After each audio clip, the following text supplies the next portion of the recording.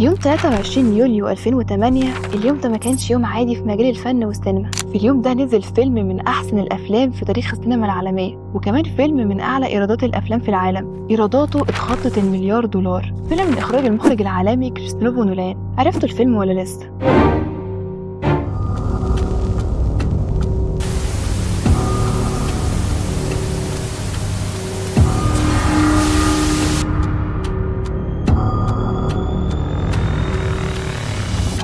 لو بعد كل ده لسه معرفتش الفيلم فتعال أقولك. فيلم فارس الظلام اللي هو The Dark Knight هو أول فيلم بيجمع شخصية الجوكر وباتمان في نفس الفيلم. الفيلم ده حقق نجاح رهيب من 2005 ل 2012، واللي خلى الفيلم نجح كده هو التغيير في شخصية الجوكر اللي كان الناس متعودين عليها في القصة المصورة. بس المخرج قدر يغير للمشاهد الفكرة بشكل واقعي جدا وكمان مثير للانتباه، وكمان شرح للمتفرج أجزاء من حياة الجوكر في شوية مشاهد. يعني شرح السبب اللي وصل الجوكر لكده، وهو التأثير النفسي عليه بسبب والده.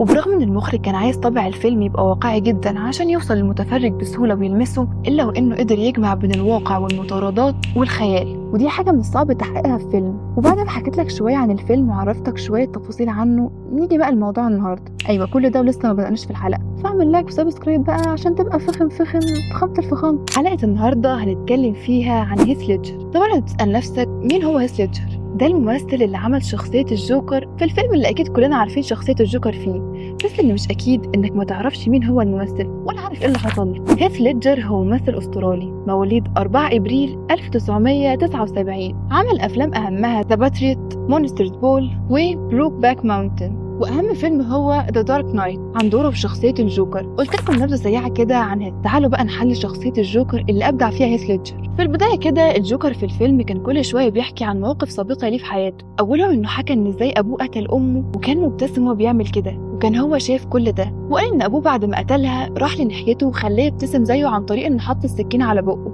وعمل الندبات اللي جنب شفايفه عشان يبان انه ابتسم على طول، واللي هي الضحكه اللي بتميز الجوكر. وده نفس اللي عمله الجوكر مع الراجل اللي كان في العصابه وكان بيهدده، وده بيعكس قد ايه شخصيه ابوه اثرت فيه بالسلب وانه بقى نسخه منه وعنده لا مبالاه.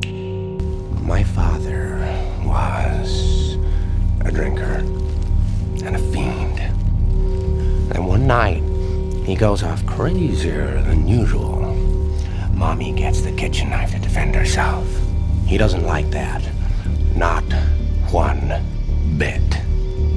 So, me watching, he takes the knife to her, laughing while he does it. He turns to me and he says, "Why so serious?" He comes at me with the knife. "Why so serious?" He sticks the blade in my mouth. "Let's put a smile on that face." And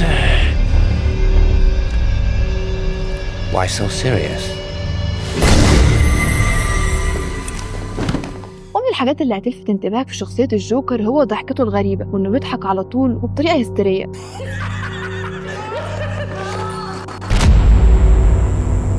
وده مرض اسمه سودو جلوبر افكت، وهو اضطراب بيخلي الشخص ما عندوش تحكم في مشاعره سواء البكاء او الضحك، وده بيكون نتيجه اضطراب عصبي او اصابه في الدماغ او ضغوطات نفسيه متراكمه. ومن التفاصيل اللي قررها هيث ليدجر ولفتت انتباهي هي لعق شفايفه، ودي ليها كذا معنى في علم الجسد، بس الاقرب بشخصيه الجوكر هي ان معناها انه بيهدي اعصابه وبيقلل القلق والتوتر، وده الطابع اللي كان غالب على الشخصيه في كل مشاهده. اللي انت ما تعرفوش ان هيث كان هيعمل دور باتمان، بس هو رفض وفضل يعمل شخصيه الجوكر، وده ليه شويه اسباب من ضمنهم ان هيث كان في حاله اكتئاب، ودي من الصفات اللي كانت باينه في شخصيه الجوكر، فكان متاكد انه هيأدي كويس في الشخصيه، وعزل نفسه في اوضه فتره علشان يدرس الشخصيه. وكان الاكتئاب بيزيد في الفتره دي لدرجه انه تعاطى مخدرات. فضل الاكتئاب مسيطر على هيث حتى بعد ما خلص تصوير الفيلم، وفي 22 يناير 2008 لقوا هيث ميت في اوضته بسبب تعاطيه جرعه مخدرات زياده. طب ايه اللي يخلي هيث يوصل للمرحله دي؟ في الحقيقه ان السبب الرئيسي لاكتئاب هيث وكمان اختياره لشخصيه الجوكر هو انفصاله عن مراته، وان مراته حرمته من بنته، كل ده قبل ما الفيلم يبدا. عشان كده كان متاكد انه هيأدي دور الاكتئاب والهلوسه في الشخصيه دي كويس جدا. وكان خبر موته خبر غريب جدا في عالم الفن، وانه حتى ملحقش يحضر الفيلم. وبعد 6 شهور من موت هيث نزل فيلم فارس الظلام، وكان نقله في عالم الفن وصناعه الافلام، وحقق نجاح وايرادات كبيره زي ما قلت لكم في البدايه. وكان من نصيب هيث انه ينجح بعد موته ويترشح دوره في الفيلم بجوائز كتيره، اهمها انه حصل على الاوسكار كممثل مساعد. وبقى أيقونة في عالم الفن ومن أهم الممثلين اللي عملوا شخصية الجوكر. فتفتكروا هيث يستحق كل النجاح ده بعد موته؟ هنستنى رأيكم في الكومنتات، ولو حابين نتكلم في حلقة عن المخرج كريستوفر نولان وإخراجه وذكائه في الفيلم وفي معظم أفلامه هنتمنى تشاركونا.